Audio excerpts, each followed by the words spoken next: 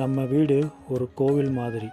அந்த வீட்டில் நம்ம செய்கிற சில தவறுகள் நம்ம வாழ்க்கையை பாதிக்கும். கோபத்தில் பேசுகிற வார்த்தைகள் வீட்டின் அமைதியை உடைக்கும்.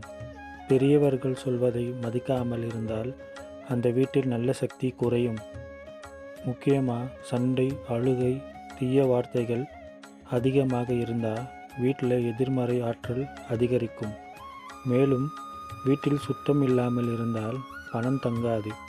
மரியாதை இல்லாத இடத்தில் மகிழ்ச்சி இருக்காது. ஆனால் நம்ம வீட்டில் அன்பு, அமைதி, பக்தி இருந்தால் அந்த வீடு தானாகவே கோவிலாக மாறும். ஒவ்வொரு நாளும் ஒரு தீபம் ஏற்றி நல்ல வார்த்தை பேசுங்க, உங்கள் வாழ்க்கை மாறிவிடும். இந்த வீடியோ பிடிச்சிருந்தா உங்கள் ஃப்ரெண்ட்ஸ் அண்ட் ஃபேமிலிக்கு ஷேர் பண்ணிவிட்டு நம்ம சேனல் சப்ஸ்கிரைப் பண்ணிங்க. வீடியோக்கு ஒரு லைக் போட்டுக்கோங்க.